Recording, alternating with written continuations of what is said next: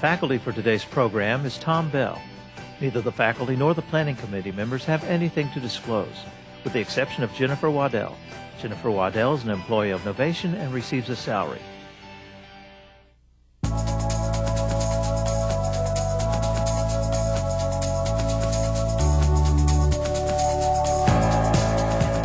You're watching VHA TV, the award-winning satellite network of VHA. This program is confidential. Duplication of this program without permission of VHA is prohibited, except for use by participating healthcare organizations.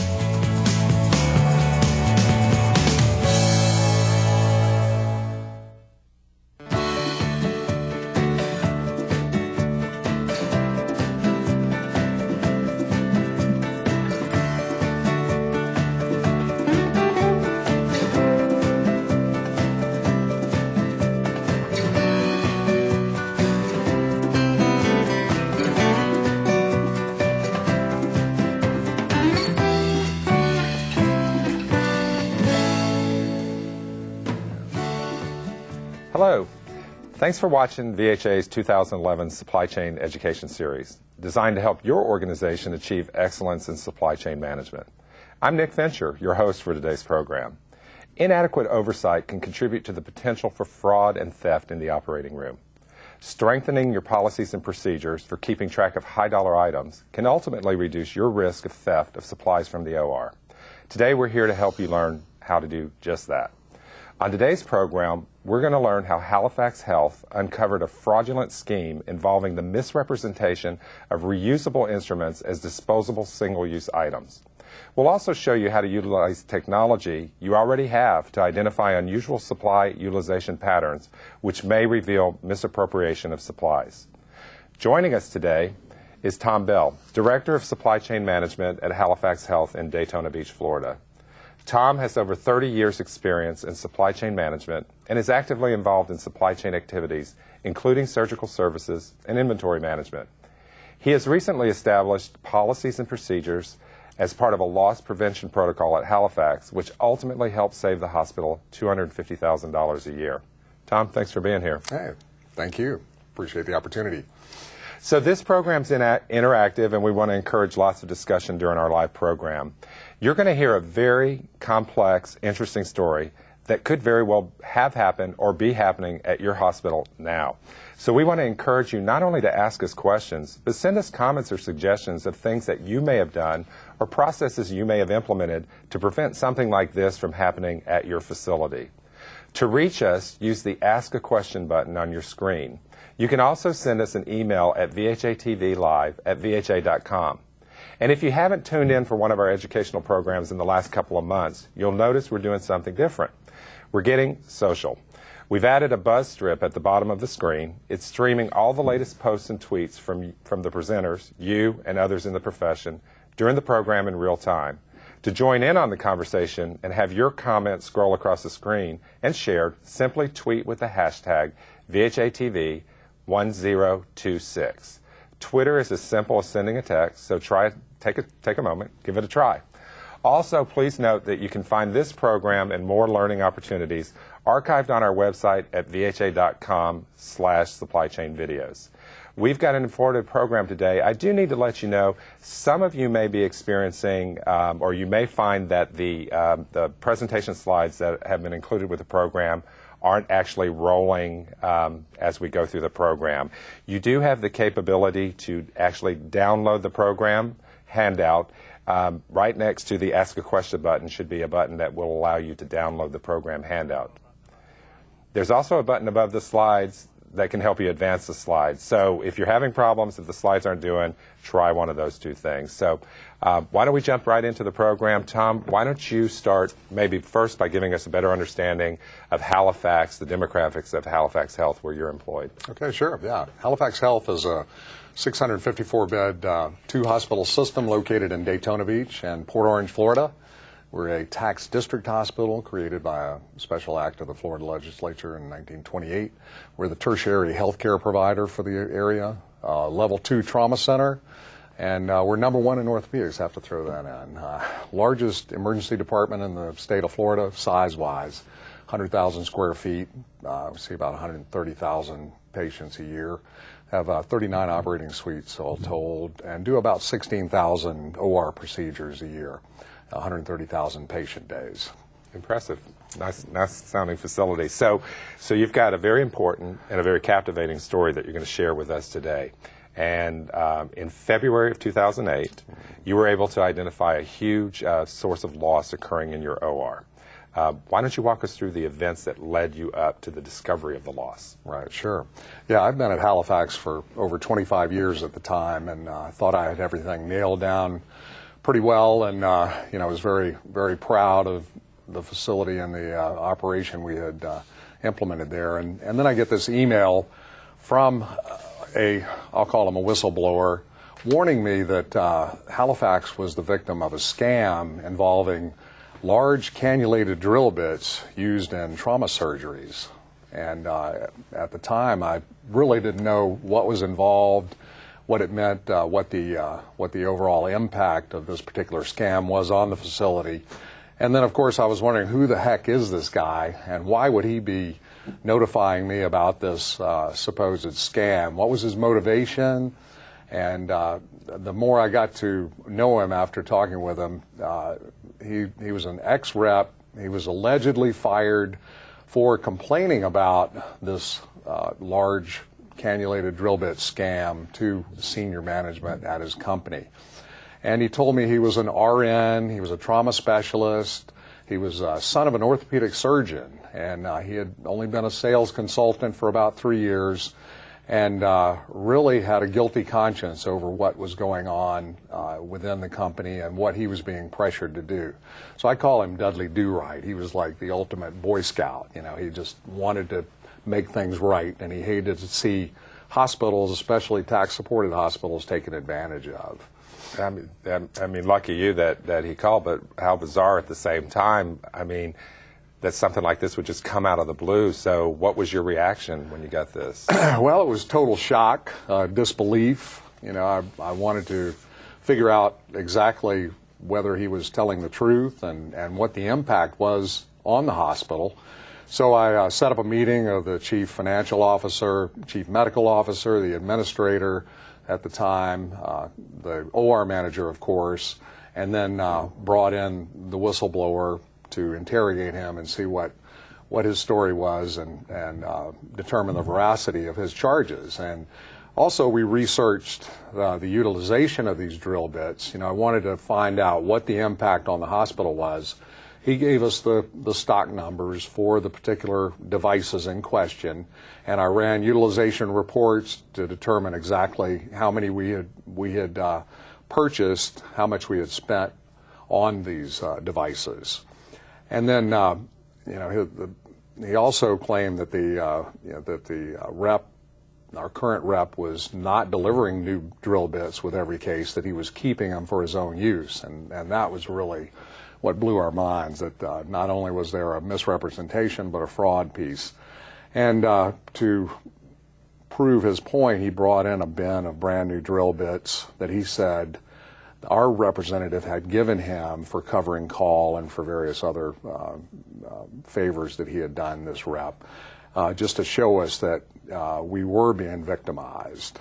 And he said, that our rep had given him these drill bits and said they came from Halifax. They had been charged to Halifax, but never delivered. Oh, it's incredible to sort of conceive that this was going on. I'm thinking, for the purposes of our viewers, maybe this might be a good point. I know you brought in a sample drill bit that we could show them exactly what it is we're talking about, right?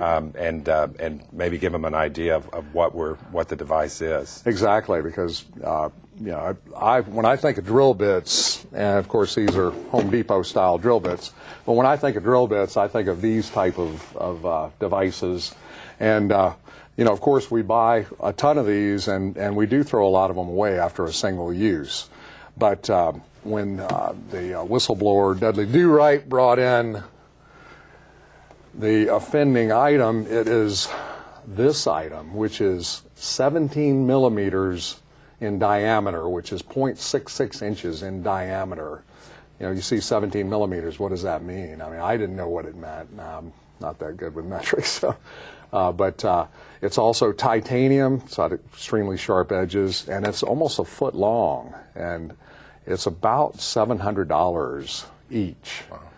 And they were charging us for one of these for every case, and I'll get into the type of case it's used in a minute. But just unbelievable. And these are supposed to be reusable? Is there? That was what the whistleblower told us, and that's where we directed our research later. So what was he claiming, the whistleblower? What was the actual scam that he was describing? Well, the scam was actually, there were two parts. There was the misrepresentation and then the outright theft.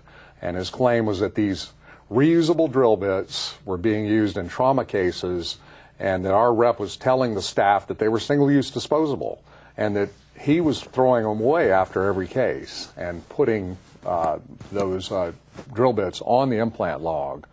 And then after the case, the instruments, of course, go to the decontam area and the instrument room to be cleaned, and then the sales rep was being given the devices to reassemble his instruments to make sure everything was there.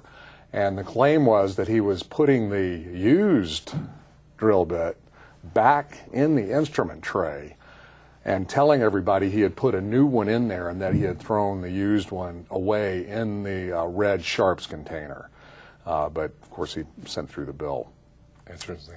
So your next step was to begin your own internal investigation, because I'm assuming you wanted to check this guy's story out. Why don't you walk us through, for the, if one of our viewers' facilities had a similar incident, what kind of steps you went through that they might mimic? Sure, of course. The first step was to determine exactly what supplies are being used in this procedure. And turns out it's not only this drill bit, but quite a few other drill bits used in different parts of these trauma cases. So there were at least a dozen part numbers that we researched to determine what we had spent on them. And then we wanted to know what procedures are they used for, determine whether, it could be reused or not. Of course, we wanted to see what the dollar impact was, and then we wanted to see what proof existed that the items are reusable. And then finally, we needed to know what proof existed that these drill bits were being diverted. I mean, this was just mind-boggling. We couldn't believe that, we were being stolen from, actually. So the cost of these drill bits over a 6-year period amounted to about $450,000. Wow, so you were billed $450,000 for devices you never received. Well, that was the claim, and later we did find out that was true. So what was your next step? I mean, what did you do next? Well, we contacted the company leadership to report the conduct of their sales force. And, first we addressed the, reuse versus disposable issue. And initially, the local manager up to the VP of sales defended the practice of charging for these huge drill bits as disposables and disposing of them after every case. So prior to the email that you got from Dudley Do Right, or Dudley Do Good, boy with a conscience, lucky for you, did you have any suspicions prior to that email that something was amiss, like based on your own utilization of the devices at Halifax? Yeah, as a matter of fact, yes. We do run ABC reports routinely, as everybody should, to determine what the high-cost items are and investigate what the utilization patterns are and what's driving that particular cost. And we did run it for a 6-year period and noticed a huge jump in utilization starting in 2005 when this particular sales rep started calling on our hospital. And it increased tremendously up to $160,000 in 2007. So I sent an email to the OR manager and asked what was going on.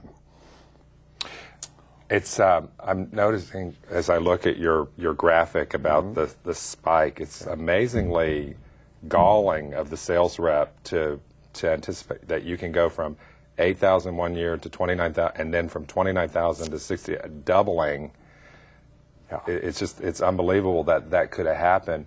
I think it's important for the viewers and those of us in supply chain to if you're noticing any spikes in any specific items, there could be something more going on behind the scenes. Tom, you mentioned that these drill bits were about $700 a piece, but they're used with other devices during the procedures. Can you take a moment? Maybe let's talk about what procedures they're used for so that the viewers can maybe get a better representation of what it is exactly we're talking about. Yeah, sure. And this is a little Halloween prop for. They brought in some bones. Yeah, but basically the procedure is an open reduction of an internal fracture of the hip bone. This is the typical falling out of the bed in a nursing home, fracturing the hip, and it needs to be repaired and stabilized. It's a fracture of the proximal femur. And the device used to repair this is called the trochanteric fixation nail.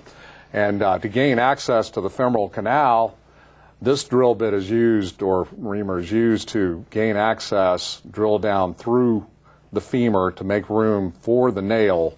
Now, of course, it's attached to a power drill, so it's quite a brutal procedure to gain access to the canal. Then the surgeon pounds in the troch nail down through the femur, and then another drill is used to gain access to the head, and then this helical fixation nail is secured to this part of the hip, repairing the fracture. So that's the procedure. Now this large cannulated drill bit is going through mainly soft osteoporotic bone, so there's not much to dull it going through. Yeah, and it would seem like, based on your description earlier, the fact that the way it's built in the titanium, that doesn't appear to be a device that's built for a single use. No. Yeah. No. So let me ask you, when you confronted the company with the discrepancy over the single use or disposable type language, what was their reaction? Yeah, well, like I mentioned, the company tried to, the lower management up to the VP level justified charging for them as single-use disposables because they said it was difficult to clean the bits of pieces and parts of bone and blood that were in the cannulation, which is the hole running through the entire length of the drill bit to allow material to go inside. However, our instrument room reprocesses thousands of instruments with cannulations and different nooks and crannies, which are very difficult to get into. And so that particular argument didn't hold weight. On top of that, there's a brush that you can use to clean out the cannulation. They also said that the surgeons insisted on a new sharp drill bit for every case. And I'll talk about later that did not prove out to be accurate either. And then the ultimate insulting reason was, well, the hospital can bill the patient, so why should you worry that we're charging you for this particular drill bit? So they're basically saying, why should you care? Yeah, why should you care? Yeah. So they brought up this issue of the physicians wanting a new bit for every procedure. Correct. So since they brought up the physicians, let's talk a little bit about the physicians. How deeply involved did you get your physicians in helping you establish the validity of this scam? We had to get them all involved. All the trauma surgeons that used these particular devices were called into a meeting, and we laid out the accusations and showed them this particular drill bit, and without exception they said, well, that's a reusable reamer. They said we would never require a new one unless the old one was dull. Or if they had a patient with extremely dense bone, like a football player, they may want a new one, but then they said they were not aware at all that the hospital was being billed for these as single-use disposable. They were just they were pretty amazed also. So, if you can clarify for us, because I think you've made a point here that that would help the viewers understand. You've used the term drill bits and you've used the term reamer, and there seems to be, at least in the physician's mind, some significant difference between them. Why is this important? Right. Well, reamers are always determined to be reusable instrumentation. We buy sets of reamers that last for years and years that are used for orthopedic cases, and they're around this size. Drill bits, on the other hand, as I mentioned, the smaller drill bits, they can be disposed of, they can be reprocessed, and they can be reused. However, for the most part, we do dispose of the smaller diameter drill bits after every case. And I think you mentioned earlier, which kind of flies in the face of what the company was telling you, there's documentation in the packaging that details cleaning and prep for reuse? Oh, yeah. I mean, this was the smoking gun, the little package insert which says, you can clean and re-sterilize these large drill bits. And when I showed the local manager this, he acted like he had never seen it before. I'm like, what is that? And there is one sentence in there, in very fine print, of course. Hospital policy may require new drill bits or taps on every case. And now our hospital did not have such a policy that we required brand new drill bits, especially of that nature, in every case. This is an amazing story. I'm feeling a little bit like Geraldo Rivera here, investigating this out. Didn't know we were going to get into this. So how long did the company, in the face of all of this evidence, how long did the company continue to deny any wrongdoing? For a month or longer, they kept denying that they had done anything wrong, until I finally got the president of the trauma division involved personally, and brought him down and presented him with all the information that we had compiled about these particular drill bits. And then he personally finally admitted that many hospitals do reuse the drill bits, and that our sales rep must have gotten a little bit greedy. He told me his son was a sales rep, and he called him personally to ask him what percentage of his accounts used brand new ones on every case and which ones reused it, and his son told him about 50-50 at that time. But he did admit that they had taken advantage of us because we were not aware that these were reusable devices. So he agreed to work with us on pricing on future contracts. We agreed to remove the offending representative from the hospital, which was a very tough political move for us because of his ties to the medical staff, and I'll get into that a little later. And then they retained an independent law firm to investigate the allegations of misconduct and theft, because that was really the most upsetting part of this whole scam. And but also they engaged local legal counsel to represent the sales rep that was being accused, and they also agreed to cooperate fully with the state attorney in investigating the theft charges in this case, because of course we turned it over to the state attorney as soon as we had some concrete evidence that some diversion of product was happening, and we had some sworn testimony to that fact. I wanted to ask you a little bit about the rep that's involved in the scam. First off, when you showed the graphic that showed the up charges, the growing charge of device usage, is that the same rep that was doing that actually emailed you? No. The ex-rep that emailed me worked in a different part of Florida. Okay. He was aware of what was going on at Halifax, so he knew the rep, and he was just making us aware that our rep at the time had been taking advantage of us. So the whistleblower wasn't the perpetrator? No, not the perpetrator at all. No, he had just been involved kind of on the fringes of this scam, because he had received some of the drill bits that had been diverted from Halifax. So this is what he was testifying Wow, to. yeah. And then he was actually sending them back to the company for credits and getting supplies for his accounts. So the guy with the conscience wasn't Yeah. your rep. No. The guy without the conscience was your rep. Exactly. And he was still doing what he was doing. Oh, yeah, and denied everything. He was an OJ. So- wasn't me. So after this all And- came out, what happened to him? Well, actually nothing, and that's the most upsetting part about this.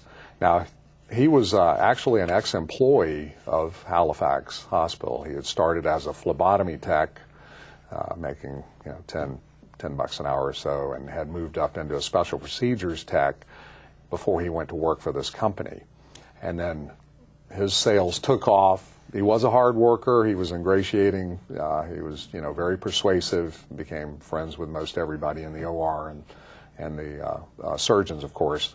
And we found out later that he was making $360,000 a year commissions on the Halifax account.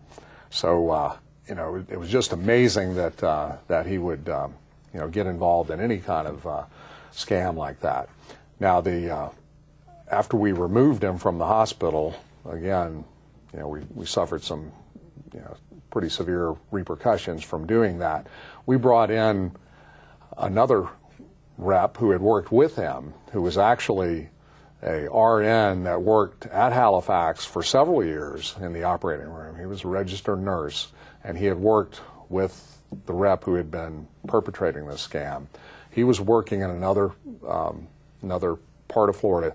We brought him back because he had a relationship with the staff and the surgeons. And he was working there several months. And then we got an anonymous call that he had loaned out one of our instrument sets without permission. And we investigated it, and it was true, even though he tried to hide it and lied about it. So that rep was terminated by the company. Once he was terminated, he turned state's evidence. He admitted under oath that he had participated in this scam to charge Halifax for those large cannulated drill bits and then not deliver them. And this really blew us away because, again, he was a well-respected ex-staff member at Halifax. And then he took the state attorney investigator to a storage unit where he had over $75,000 worth of these brand new drill bits that were allegedly billed to Halifax but never delivered, and turned those in as state's evidence. Yeah, I like the graphic that you brought, the picture of you. That's the $75,000 worth of drill bits. You're holding a couple of them. They're still in their packaging. Plus the $25,000 that Dudley Do-Right turned in. So that is over $100,000 worth of drill bits still in the boxes that were allegedly diverted from Halifax, billed to us but never delivered. Amazing. In a storage unit outside. So help me understand, in your estimation, how did all of this fly under the radar? Yeah, well, a lot of it is that the sales rep was just completely trusted to handle just about every detail of his case. He was trusted to fill out the implant logs, and these implant logs are, as everybody in the audience knows, they're very, very complicated documents, with barcodes from different supplies that are used and a lot of handwritten information on part numbers and pieces parts. And the sales rep was allowed to complete that without any oversight. And then, partly due to staffing shortages, the OR staff had really abdicated their responsibility to manage any of the instrument trays and turned those responsibilities over to the sales rep. So the sales rep, as I mentioned earlier, was given the instruments after they came out of the decontamination area, and he was able to go back into his room and reassemble those instrument trays with minimal supervision. So that allowed him to stick the used bit back in the tray. No one ever saw him dispose of one of those in the red sharps container when I interrogated the staff. So that's a huge part of how this flew under the radar. the OR had just turned over complete responsibility, and that just is an invitation to fraud and theft. The bill-only process is also vulnerable to abuse due to lack of independent receiving. Good internal controls require one department to order the items, requisition them, another department places the purchase order, and then the receiving department actually physically sees the device and fills out the receiving report, and then an accounts payable matches the PO and the receiving report to pay the bill. With bill-onlys, the supplies are brought in directly by the sales rep. The implant log is filled out. A requisition is then completed by the OR staff based on the OR implant log. And so there's no independent verification of what is used. And the sales rep can really put anything they want on this OR implant log, and then a requisition's cut, a PO's cut, nothing's independently received, and then the bill is paid. So that is another big part of this. And there are no serial numbers on these particular drill bits, so it was very difficult to drill down into. Okay, was this because we found invoices with the lot numbers, but we could not tie it down to the particular invoice.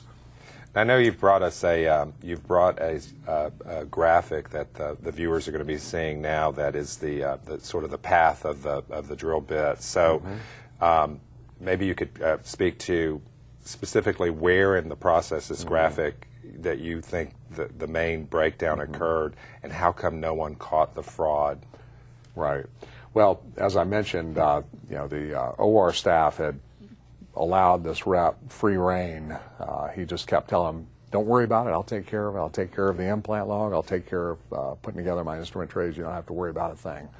And that was the major flaw in the system. And they're actually thinking he's doing them a favor. Oh, yeah. Because you said they're short-staffed. They're short-staffed. They've got more to do than time. they can, and here's this nice guy's helping them out. Plus, they don't know these pieces parts. They're not experts in trauma. True. And there's so many different companies and so many different types of instrument sets.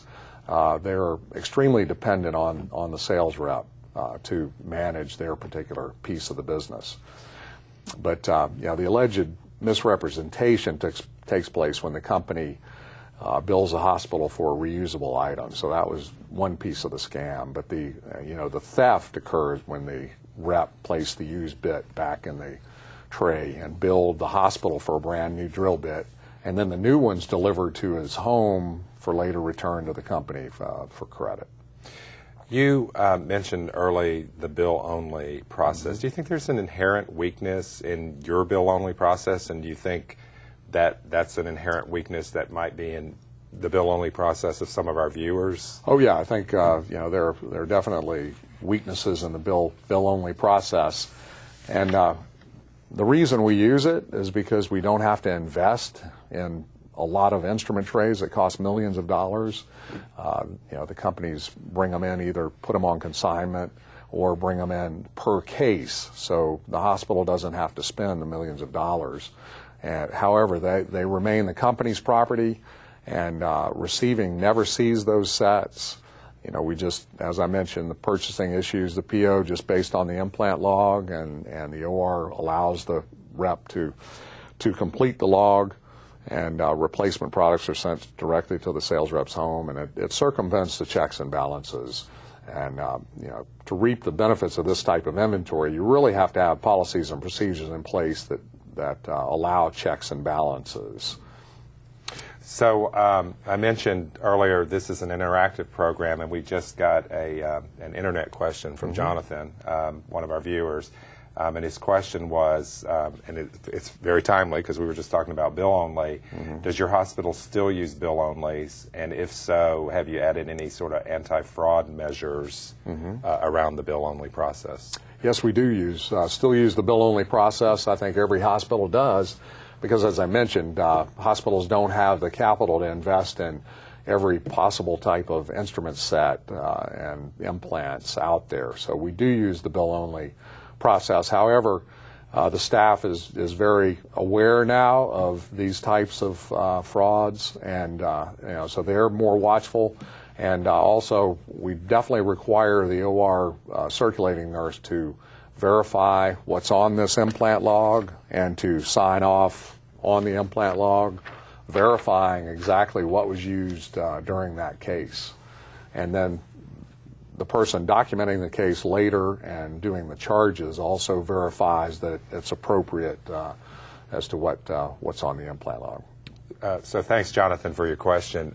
So, Tom, tell us, after all the investigation, after all the dealings with the company, internal staff, physicians, was there a happy ending to all of this? No, unfortunately, and that's why I'm here, because I really want to get the word out. I thought this would wind up in the paper with some closure with criminal charges, and that just didn't happen. Unfortunately, the state attorney, after investigating for 2 years, decided not to press charges. Now, the second sales rep I was talking about, the RN who came in and took over and then loaned the instrument trays out without permission, he had actually lied to the law firm that the company had brought in to investigate the theft charges. So the state attorney felt like his testimony was tainted and that a jury would not believe him. So they decided not to go to trial. No criminal charges were filed, and nothing happened there. And then, this was a very disturbing aspect of this whole situation, too, is that some of the medical staff felt like the sales rep was not treated fairly, and they were very loyal to this particular sales rep. He had provided excellent service to them over the years, and so they actually took some business to a competing hospital to follow the rep. I had everybody from the OR manager to the instrument room people coming to me saying, there's no way that this rep could have done this to you. He's a great guy. He would never have stolen from us or misrepresented anything to us. And, we really don't think he's guilty, even though I had overwhelming proof to the contrary.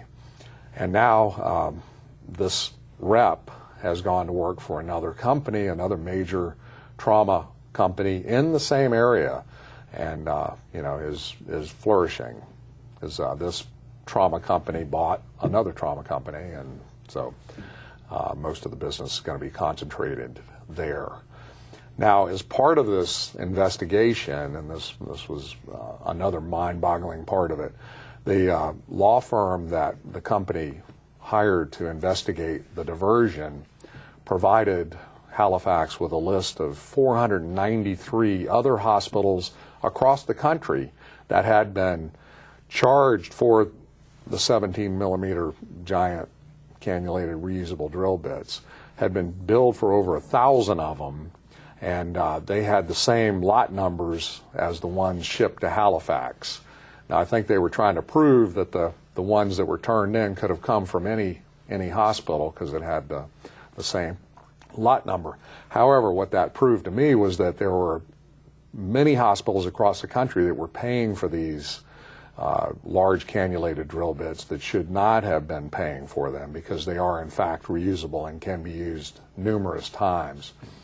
So I picked out the hospitals on this list that had the largest quantity shipped to them, and in some cases it was huge. One major trauma center I contacted verified that they had spent over $1 million on the large cannulated drill bits. However, they decided not to take any action because their chief trauma surgeon said that he wanted a new drill bit for every case, so they did not pursue it. The 4 or 5 others that I contacted never did pursue it. There was a false claims qui tam action originally started. However, the federal government declined to participate in that, so that was dropped. It sounds to me like you could almost regret receiving that first email.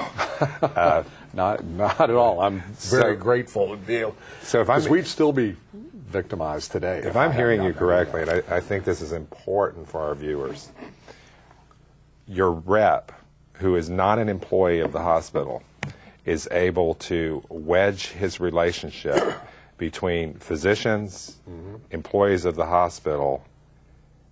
Proof is being brought into your facility that alleged crimes are occurring. Right.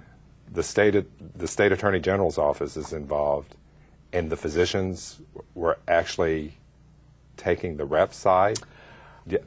There's got to be a lesson learned here, Tom. Exactly. There were physicians that, again, felt that the rep was unfairly treated, and that we were unfair in removing him from the facility, and that goes to the point where we need, hospital administration, supply chain executives need to forge stronger relationships with the medical staff.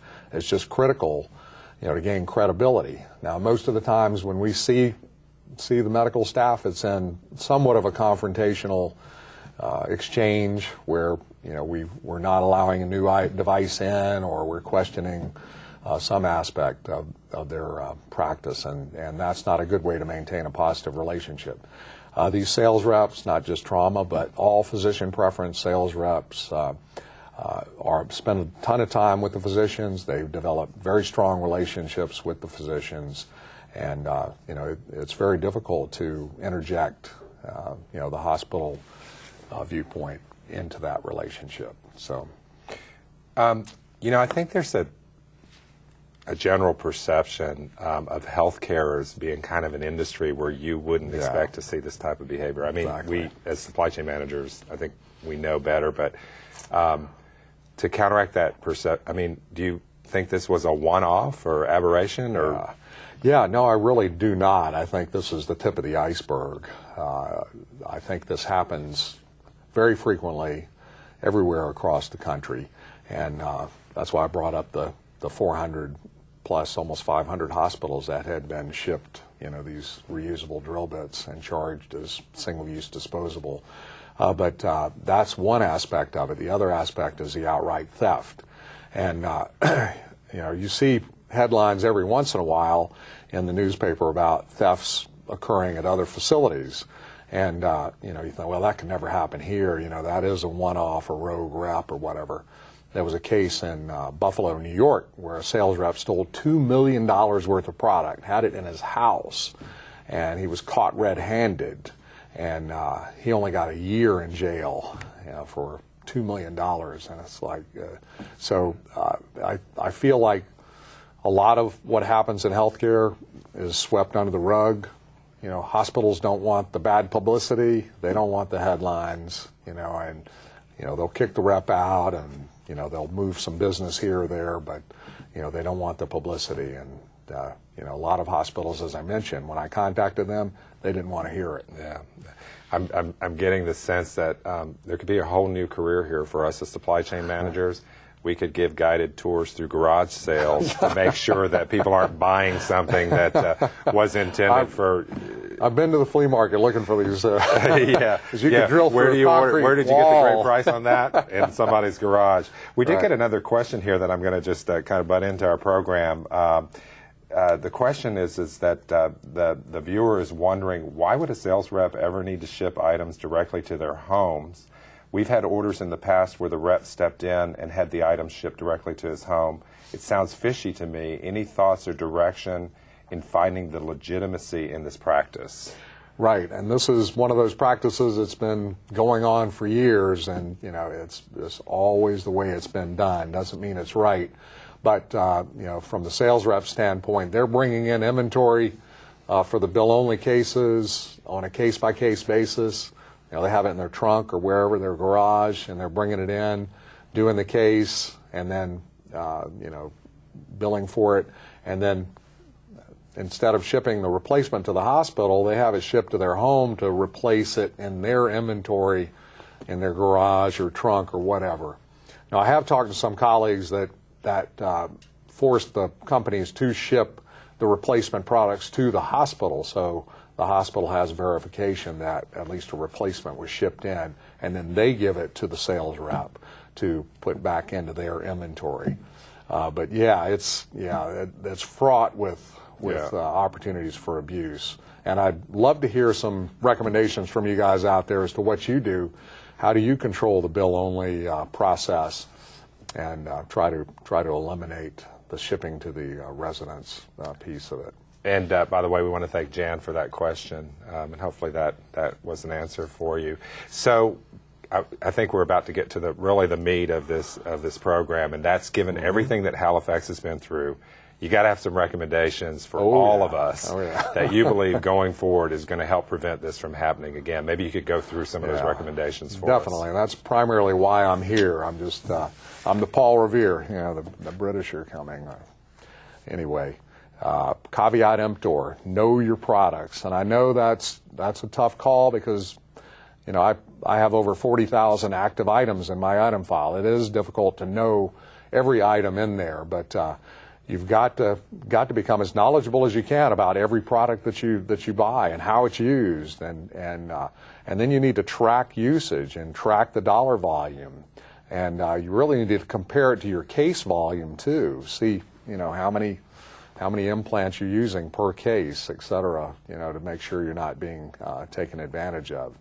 And that's one thing that hospital in Buffalo did. They brought in Deloitte & Touche's forensic division, who then matched how many trauma cases of what type against what they were being billed for, and that showed, you know, a huge discrepancy. They were being billed for a lot of items that they could not possibly have used given their trauma volume.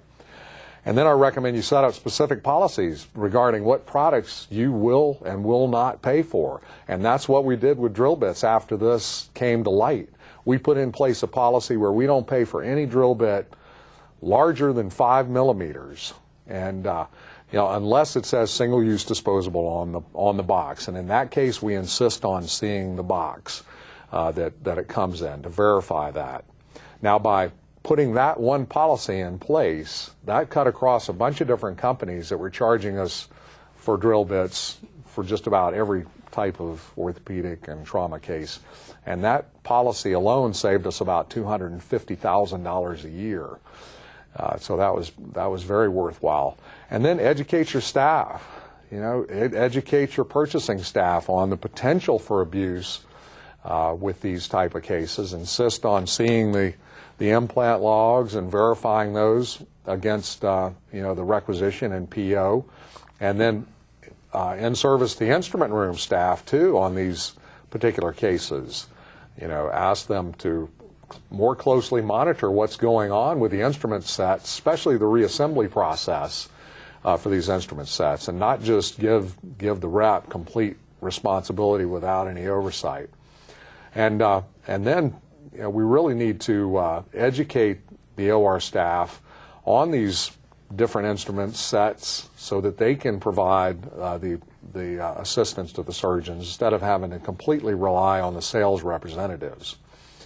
And this is the strongest recommendation, is to require the OR staff to sign off verifying the accuracy of this implant log, because this is an invoice, really. This is a bill of sale, and anything the rep puts on this, and usually there are thousands of dollars for screws and plates and everything else. It's unbelievable how much this stuff costs.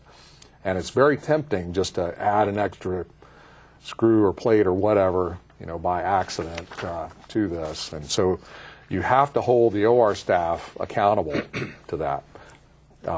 Some of my colleagues have installed the Pyxis or Omnicell automated supply cabinets, and you know, that's an excellent way to lock up the supplies so they can't just walk away.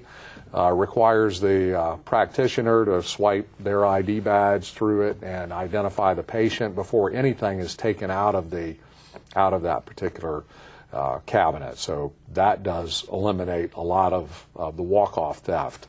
Would not have prevented this particular type of fraud, but it does eliminate a lot of theft. Now, I love this recommendation. We haven't been able to do it yet, but I'm working on it, and that's create an implant manager, like an RN type in the OR, who's strictly responsible for managing the implants in the OR, specifically orthopedic and spine, and managing this multi-million-dollar expense category. Because you know, the OR staff has a lot to do. You know, they're crunched trying to get all the cases done, And you really need an expert reviewing these and determining if the proper products are used and the quantities are appropriate for that particular implant. If you've got any patient demand matching protocols, they should follow up and make sure that the proper implant was used for the proper patient type, etc. And then you really need to establish a physical presence in the OR. The docs need to know who you are as a supply chain professional.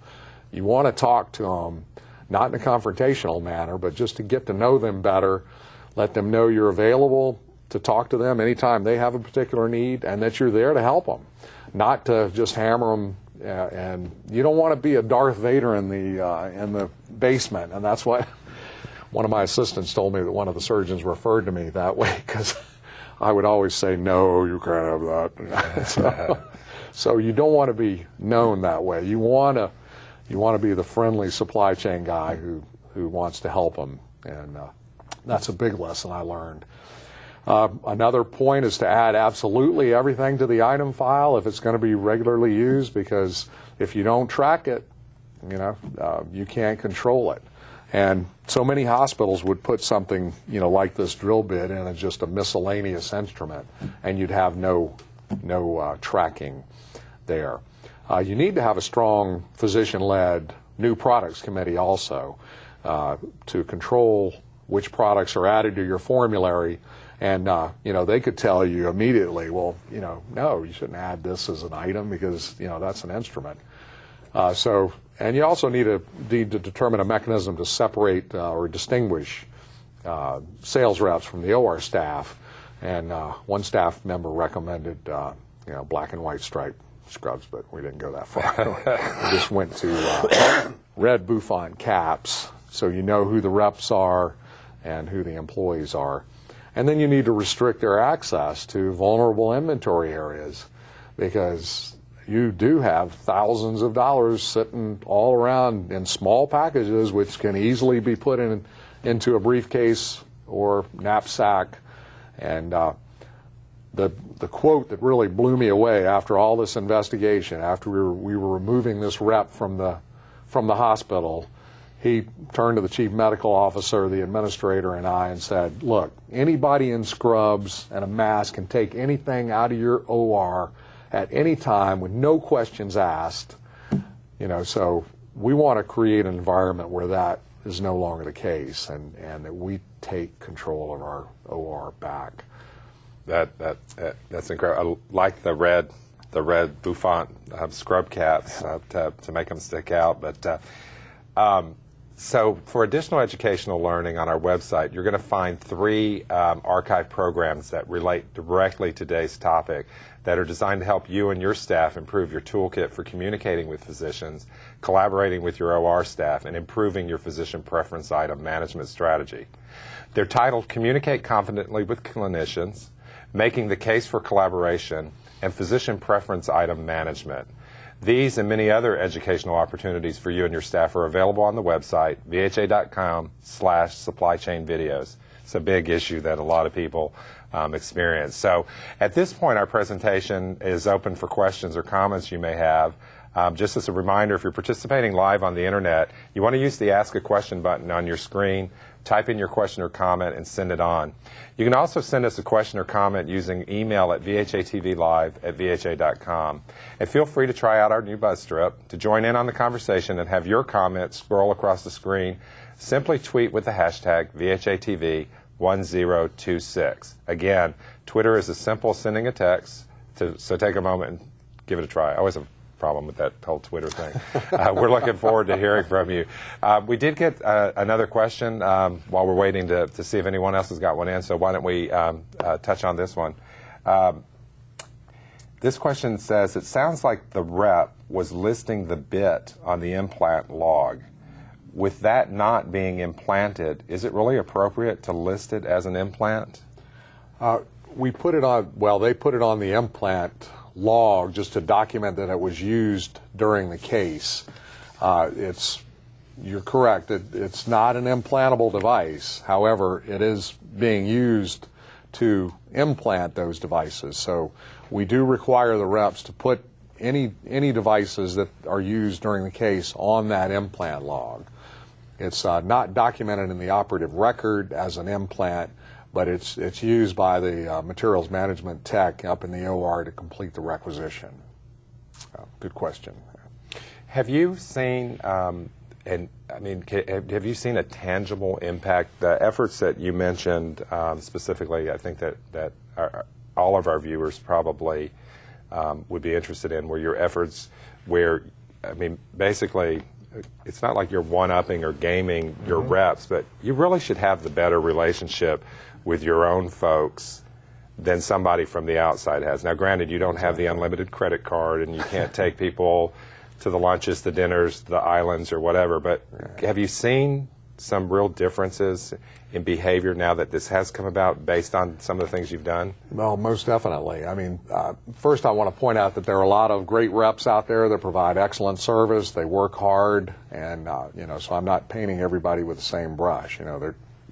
There are some bad eggs out there, though, that we really need to be aware of. But we have worked hard to establish a better relationship with the OR staff from the supply chain standpoint. And I think we've gained a lot of respect by taking the steps we did to eliminate the offending person and tighten up our policies and procedures. So I think we gained a lot of respect from the OR staff. I know that the medical staff also respects us in terms of taking strong action. So here's a comment from a viewer in the audience that just came in. It says, I understand Tom's frustration. In my 30 years in materials management, I've seen the same things and have twice documented fraud at 2 different hospitals. Both involve equipment repair, to me an area we all need to stay on top of. One in radiology, one in OR, where we did obtain over $100,000 in restitution. I have many other stories from my peers and suspected on my own. Tom addresses the attitude in our society about growing white-collar crime and the fear of publicity that's rampant in healthcare. What's really sad is that what he's moved on to, bill only, and it did catch those occasional incidents, and we have banned reps from our core supply area due to suspicion, and we have an implant manager who's driven hundreds of thousands in savings and surely prevented more of these areas. He also presents as a known materials management face in the OR, but the viewer wants to thank you for sharing, Tom. Yeah, well, that's a fantastic story. I would love to contact that person and talk more about not even allowing reps into the central core area. Yeah, and for that viewer that sent in the comment, you can, if you want to email us with your email information. If you just heard Tom, he'd like to actually engage you in a conversation. Definitely. Well, we are running out of time in today's program. A very good, it's kind of a startling topic, but a very interesting one. Any final thoughts before we close up? Well, again, I think everybody needs to focus on what's happening in the OR. That's where all the dollars are, and that has the greatest potential for fraud and theft. And we need to work together to come up with solutions and provide solutions to our colleagues concerning this and try to limit our liability and our exposure to these types of scams. We work hard enough to save money, and for it to flow out the back door is just galling to me. So that's why I'm here. I just want to get the word out, and we need to work closely together to try to manage this particular exposure. Good points. Thank you, Tom. That's all the time we have for today's program, and thanks to Tom Bell for sharing his knowledge with us. If we didn't get to your specific question during our webcast, somebody's going to follow up with you via email and make sure your questions are answered. Also, we want to make sure that you join us again next month on Wednesday, November the 16th for GS1 standards, current trends, industry status, and strategies for implementation. We're going to be joined again by Dennis Beyer to hear about all the new innovations we'll be seeing. Make plans if you can to participate. Also, remember to fill out those evaluations to let us know how we can better serve your educational needs. To receive credit for watching today's program, the web address and instructions can be found in the accreditation section of your handout. And now from everyone here at VHA TV, I'm Nick Fincher. Thanks for watching.